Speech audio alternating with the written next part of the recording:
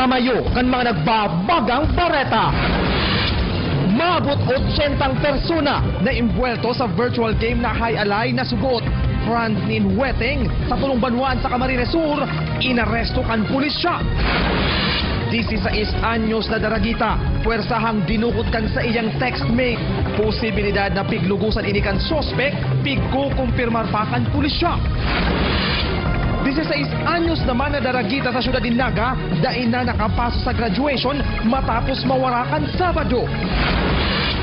Presidente Noynoy Aquino, tulong aldaw matiner sa Bicol puon sa aga. Team Pinoy, masungko sa puntod ni Secretary Jesse Robredo, antes ang campaign sortie.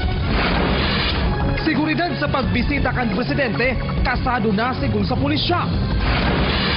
Land Transportation Office Bicol, may sadiri asin bagong website na.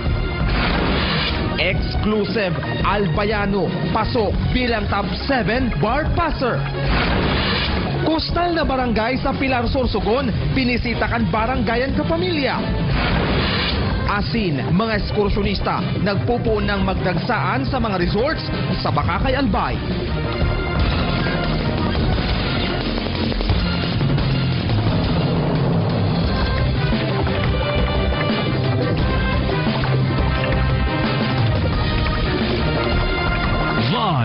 Hali sa ABS-CBN News Center, Naga. Ini ang TV Patrol Bicol.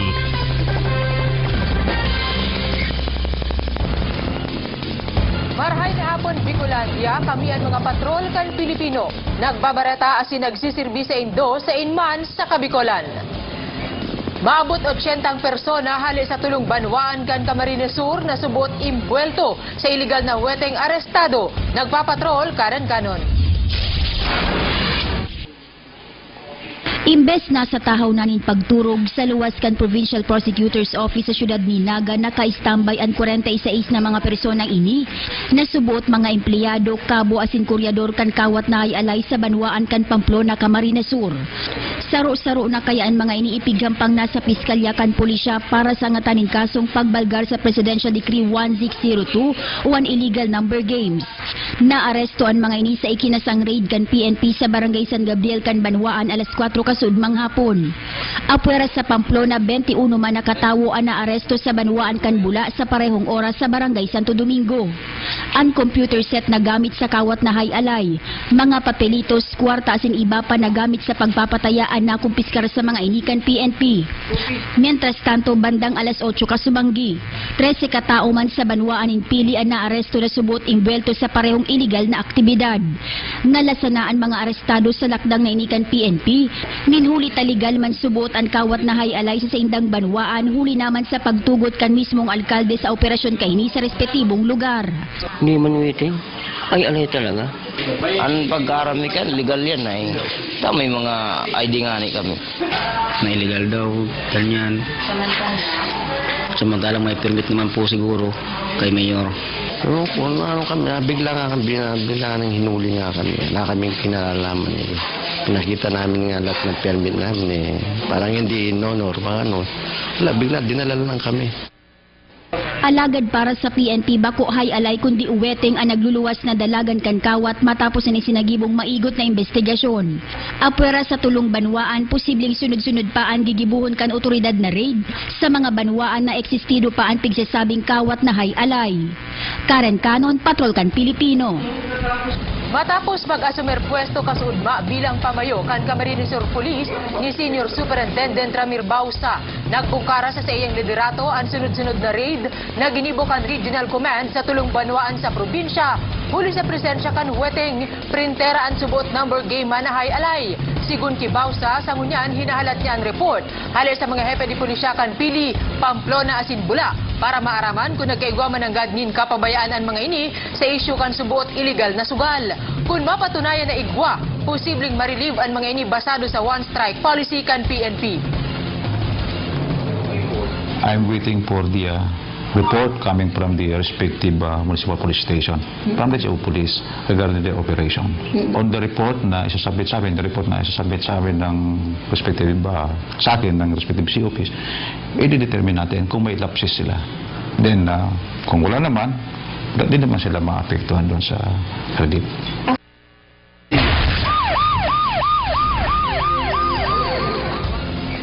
Sarong 16 anyos na daragita subuot persahang iniba kan ka-textmate. Pigtutok dung suspect tulos ba na aresto kan otoridad.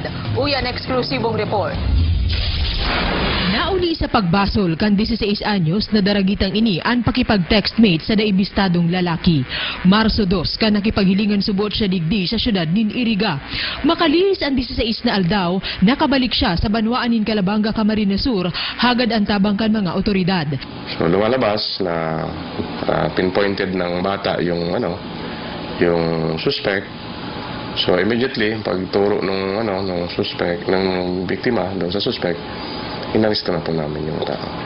Sa investigasyon kan pulisya, pirit na ipigiba subuot kan suspect ang biktima sa harong kaini sa barangay Nababarera, Baaw. Alagad sigun sa suspect na binistong si Roldan Bersabal, 27 anyos. Mismong ang biktima ang nagpasundo sa iya. Gusto niya ba talaga mag-iba sa imo or pinilit mo siya mag-iba? Gusto talaga nang mag-iba sa ko. Nagpasundo nga ni sa ko.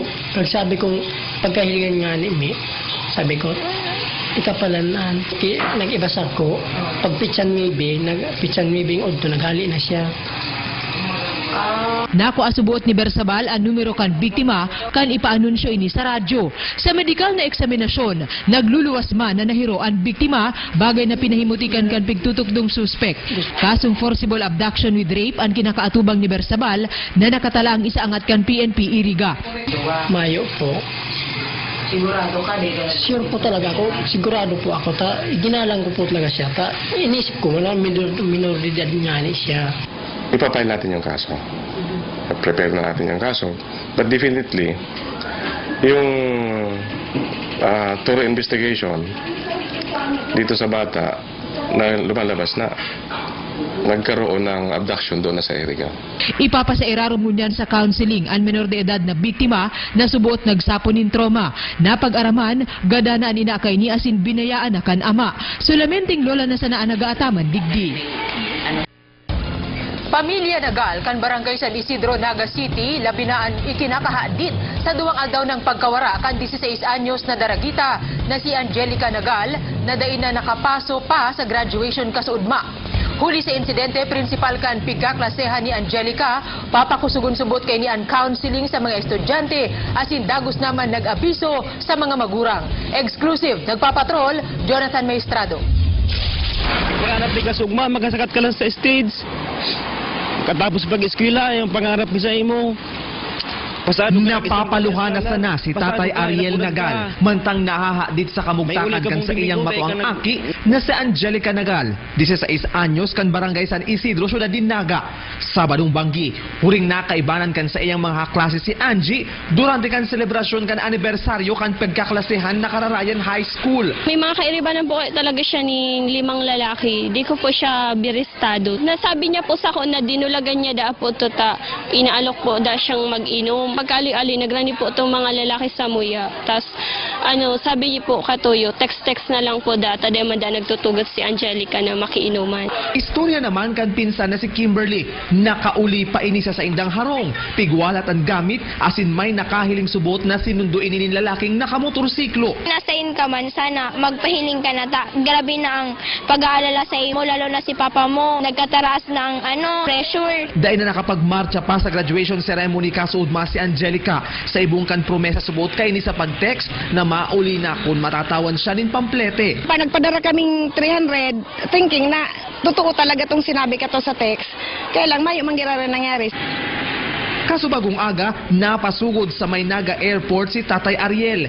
Igwa kaya sa iyang nagpaabot impormasyon na kadakol ang nakahiling sa daragita digdi. Alagad sagkod sa mga oras na ini, dahil pananggad niya ini natutuparan. Kabot mo kami sa bumbon.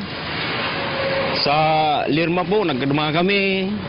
Gabos-gabos pong mga piglaw ng iskinita, mga picture, pailing mo po sa mga tao. Hindi lang po talaga kami nadakol na nakailing sa iya sa partigdi po sa pili. Huli sa insidente, pigaadalan ngunyan kan principal kan Kararayan High School na mahigutan ang counseling sa kaakian. At the same time, dapat ang parents minomonitor ninda activity kan sa mga aki. Lalo na kung ang aki ninda, nahilingan ninda ning medyo daibaga regular na pag-uli sa harong. Sa mga may aram kan kinamumugtakan ni Angelica, pwedeng i-contact ang sa iyang mga magurang sa numerong naka-flash sa saindong TV screen. Jonathan Maestrado, Patrol kan Pilipino.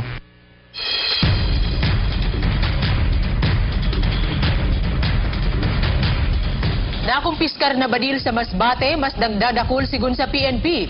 Binilog na Regional Special Operations Task Group, nagtiripon ngunya na aldaw para ibalidar kung election-related ang mga naitalang panggagadan sa probinsya.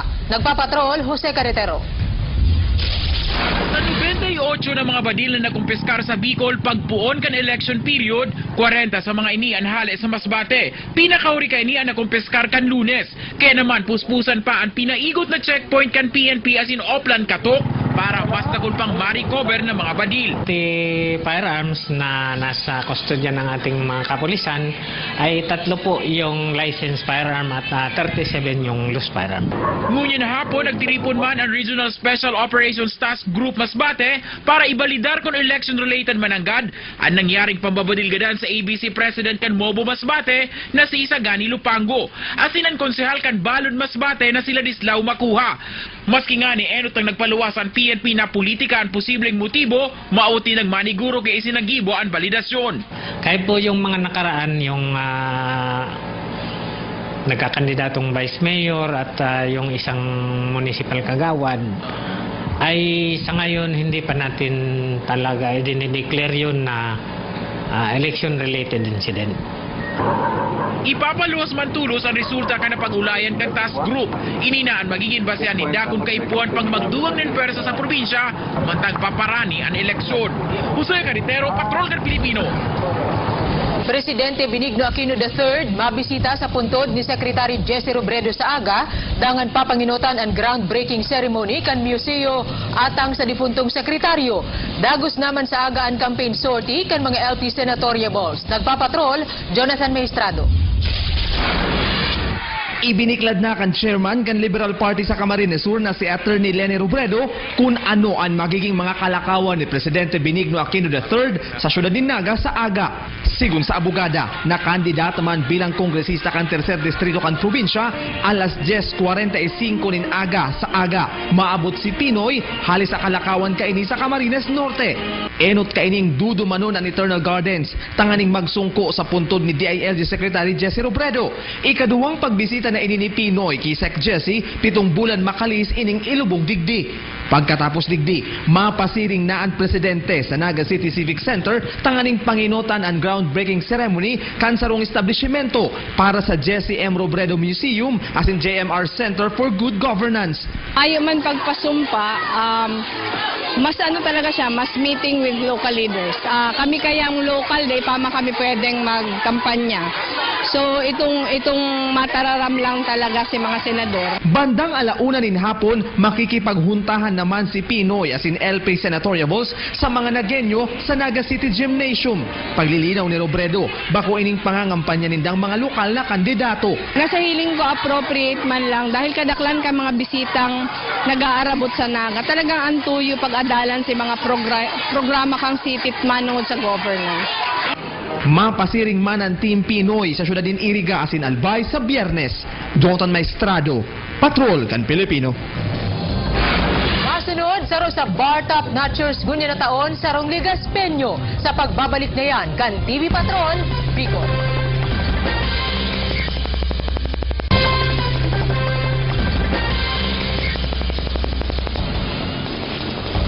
Sarong picket rally ang ginibo kan mga militanteng grupo sa Bicol hagad na ibaba ang presyo kan Mayor na Barakalon. Sigun sa inda padago subot na namamatean ang pagtios kan kadaklan. Hagad maninda na ibaba pa ang presyo kan produktong petrolyo, dugangan ang trabaho asin haleo na ang contractualization. Suporta ang picket kan mga militante sa Bicol sa ginibo man na nationally coordinated protest.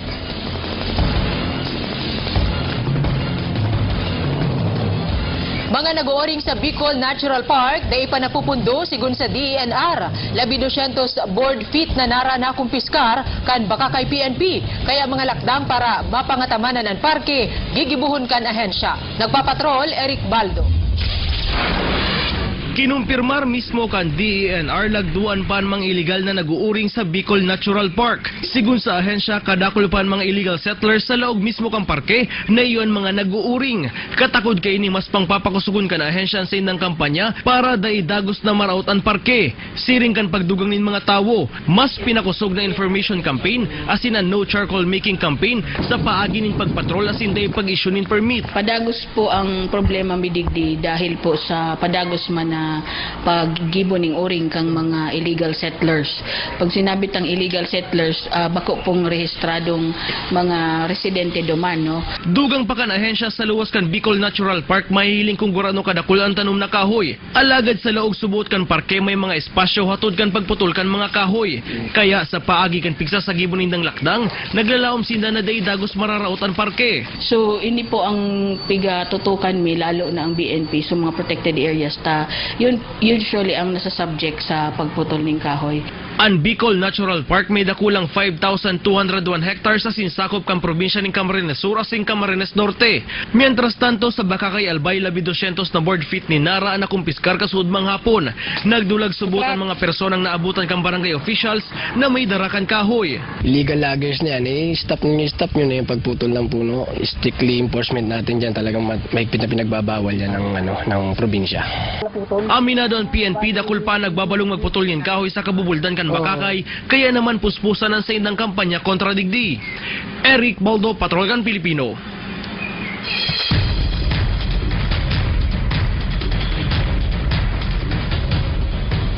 Mga planong pansiguridad, Canaga City asin Camarines Sur Police sa pag-abot ni Presidente Benigno Aquino III sa aga asin LP Senatoriables ipiglatag. Ano-ano ang mga ini aramon sa pagpapatrol ni Miles Melia.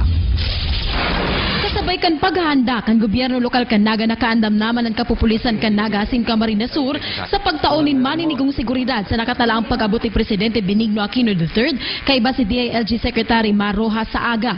Puun sa paglapag kan pribadong eroplano kan Presidente sa Naga Airport sa Pili Camarines Sur pasado alas 10 nin aga, sagkod sa boundary kan Pili Naga hasta pagbalik kan Presidente sa aeropuerto nakaantabay ang kapupulisan kan CSPPO. Actually, we are just in support sa Naga City Police Office doon po sa road security from the airport going to the area of engagement po.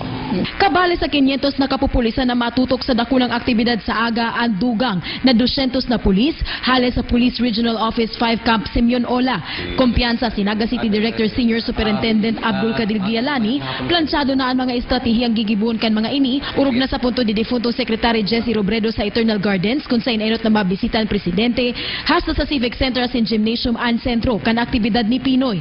Wala na po tayong problema. In place na po lahat ang ating mga security escorts and other security personnel. Pakiulay niya sana sa mga maapektarang motorista. Po, nakikiusap po tayo sa ating mga publiko, pati po ang ating mga bisita na please bear with us.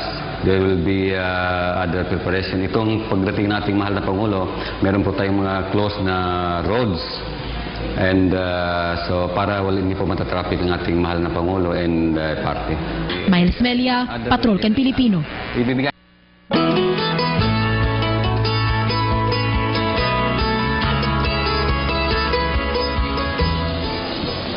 Residentes kan Barangay San Rafael sa Pilar Sorsogon, iyon naman ang pinaugma kan Barangayan Program. Nagpapatrol, Jose Carretero. Halawig na biyahe sa lubak-lubak na tinampo sa mga puwerang barangay kan Bicol. Dahiyan pipalapwas na maabot kan Team Kapamilya para magatod sa nanin kaugmahan. Kan Sabado, biyaheng dagat naman ang Team Kapamilya para maabot ang puwerang barangay kan San Rafael sa Pilar Sorsogon.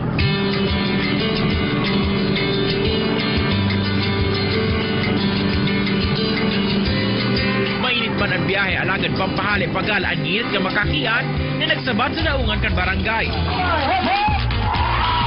Basta init ang panahon kan pag-unan pakawat.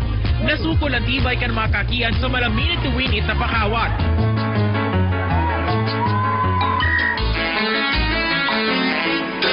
Mga nanay, siyempre pati mga tatay, game na game sa pakawat.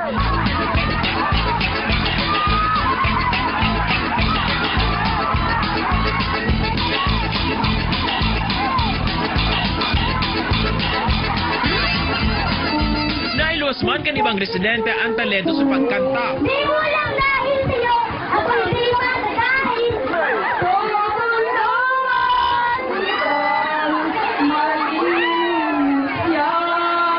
Pandugang sa excitement, syempre, ang mga papremyo.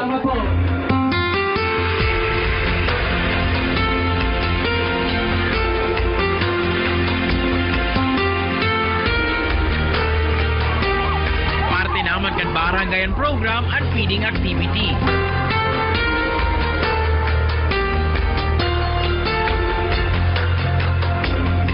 Pagayunan man po ang pigkonduktan nindong programa na yun po ang sa feeding program ka mga kaakian. So ang na sana bako lang ini sana maotro pa. Maraming salamat po, masaya kami dahil sa pagdating niya dito sa San Rafael. Nag-enjoy po kami sa pinalaro ninyo. Ugman kabos matapos ang programa.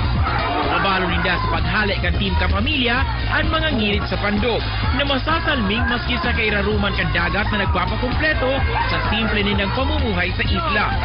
Jose Caritero, Patrol kan Pilipino.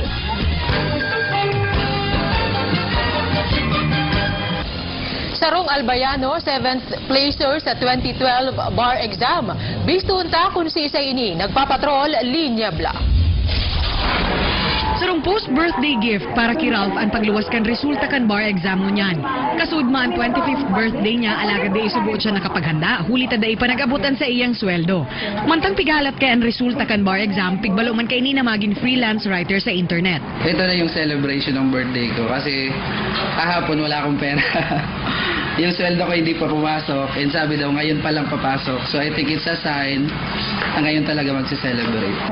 Consistent achiever si Ralph po na elementarya sundo sekundarya. Nadisganar sa nasubuot siya nin dikit kanday makakuha nin onra kan maggraduar sa kolehiyo. Computer Science and undergraduate course ni Ralph sa Bicol University. Kaya naman kan maglaog sa law school, pigpromesa niyang liwat na babawi.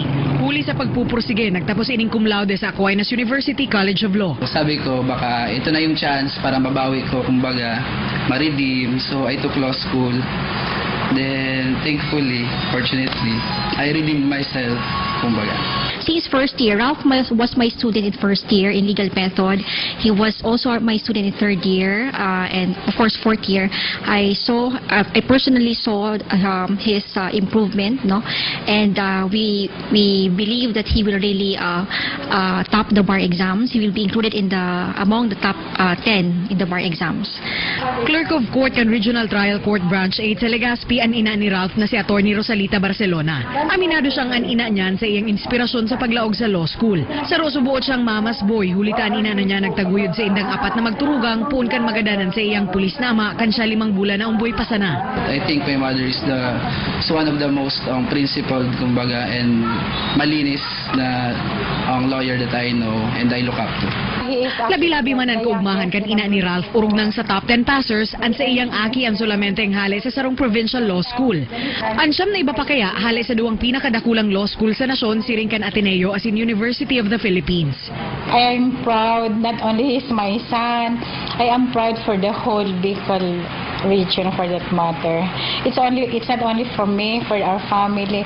I think it's for all the schools, the law schools here in Bicol.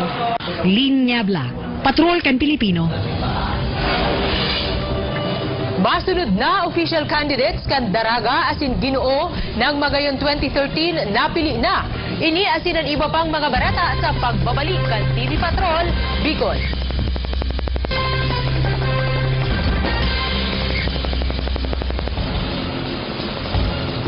Poder 7 nasaro sa mga proyekto kan DSWD tangani mabawasan ang pagtios sa nasyon tuminapos na. Lampas 200 na mga proyekto sa irarom kaini ang piggibo sa Bicol.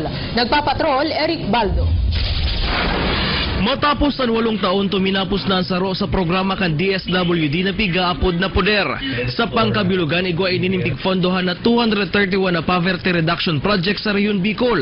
Isabay pa ang tabang na pigtao sa mga pamilyang naapektuhan kan bagyong Riming kan 2006. Ngunya na aldaw isinagibuan culminating activity kan poder 7. Kung sa pigtampok digdi, ang banwaan kan San Pascual Masbate asin Huban Sorsogon, kung sa isinagibuan last batch kan programa. The projects are mostly identified by the communities. But based on our study, most of the projects that were given priority were basic social services and access such as roads, bridges, footpaths, basic services, schools, daycare centers, water systems, and may ilan din for environmental protection. Para man sa mga banwaan na benepisyaryo kang programa, dakula ng gadang tabang na naihatod kay ni sa Inda. Sigun sa Inda, dahi maninda basta-basta may papagibon sinambit na proyekto kung babasihan sa naan fondo kan sa Indang banwaan. Ang mga proyekto pigbasin ng gad sa mga pangangaipo kan residentes kung kaya gabos mabibinipisyaran. Malaking tulong ito kasi itong project na ito na community-driven development. Kung may counterpart ito ng barangay, may counterpart ang LGU. So, bari lumalabas kasi dito sa mga project na ito ng CDD, 70% grant, 30% sa barangay sa munisipyo. Sa pagtatapos kan poder program, nagpromesa ang DSWD na igwapanin mga programa ng ahensya sa tabang ka nagkapirang mga NGO na matabang sa mga nangangaipo. Eric Baldo, Patrolgan Pilipino.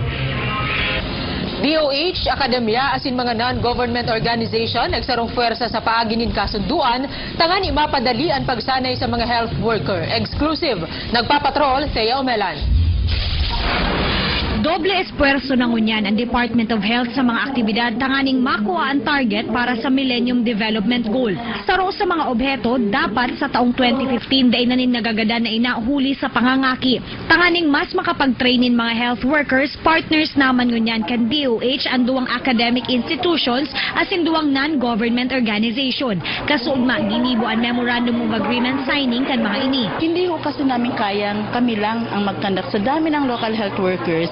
Kung kami ang gagawa, wala na kayong magagawa kundi yun. Para mas mapadali ang training, ang DOH ang mataunin modules na itutukdokan mga academic institutions sa mga health workers. Ipapadala natin yung mga local health workers sa kanila, but DOH will pay them as the training provider. Alagad bako lang inibentahe para sa DOH. Para sa Bicol University na partner naman ngunyan kan DOH, dakulaan may tatabang kan mga modules para sa saindang mga estudyante. Pigtutukdo naman kaya nindaan mga ini sa nursing students kan BU. Maganda kasi we able to serve the community, of course, then nakakibigay kami ng update sa mga estudyante namin, which helped a lot sa students namin para makapasa sa board exam. And then, kumbaga sa nakita namin yung capacity ng mga taga-BU na naibibigay din namin in partner with the Department of Health dito sa mga tinitrain namin. Ang masaya, nakikita namin na meron silang nakukuhang mga knowledge, yung mga ano pa ba yan, yung skills, yung nakukuha nila, masarap na nakaka-impart kami sa kanila. Sigun kay Pekson, sa pinakahuling board exam para sa nurses, nakakuha ni 99% passers ang BU. Mientras tanto, naglalawom ang DOH na mas nakulpang academic institution siring kan Bicol University at Naga College Foundation ang makikipag-partner sa inda sa obhetong ini. Thea Omelan, Patrol kan Pilipino.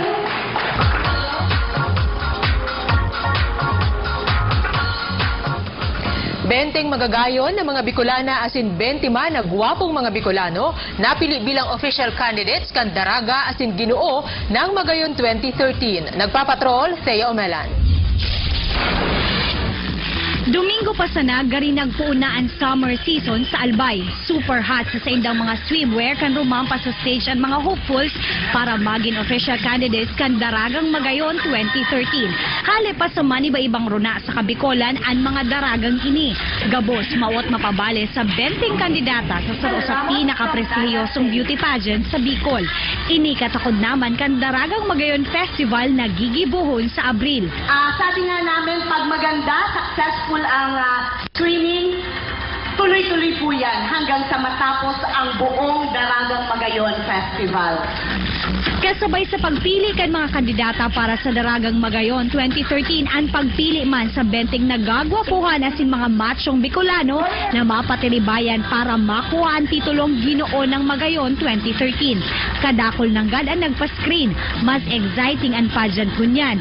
250,000 pesos ang premyo kan makakakuha kan titulo. I would like to congratulate again the Magayon Festival Committee, the Executive Committee, and the Creative Committee for a job well done.